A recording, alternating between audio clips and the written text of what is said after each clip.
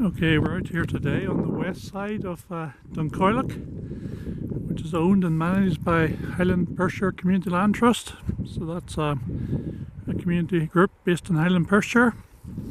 They bought this piece of land about 20 years ago. They went into the Forestry Grant Scheme and planted this young woodland.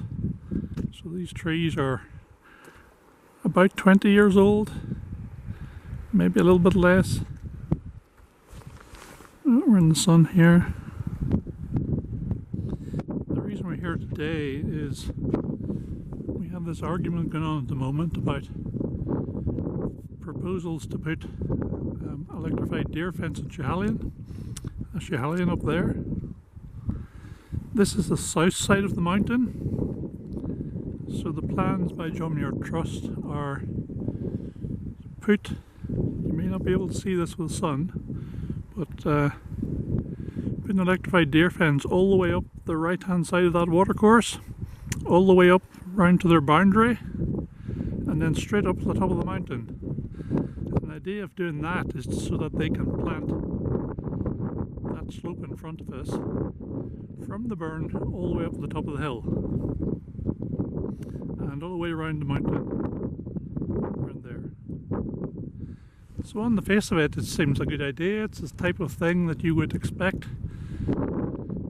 a environmental group to be doing in Scotland, planting trees at scale. So the objection I have to this, and lots of other people have to this, is the electric fences going up to 3,000 feet. Which are going to be extremely damaging to that mountain and everybody who thinks anything about that mountain. And to me, the alternative to that is really simple, which is actually what you see just here. So instead of planting trees way up there at the top of the mountain, just bring them down the mountain and put them around the base.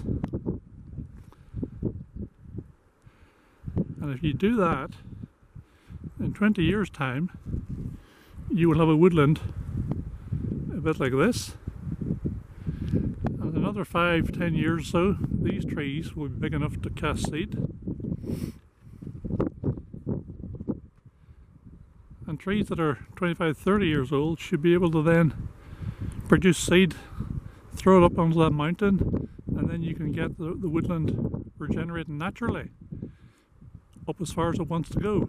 And it's going to take some time to do that, obviously, but to me that makes ecological, financial sense, strategic sense, and you avoid all the worst aspects of the current scheme, take away all the conflict, and just concentrate on doing something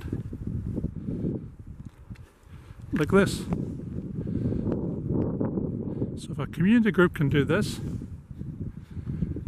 a big conservation organisation like John Muir Trust should be able to do this as well.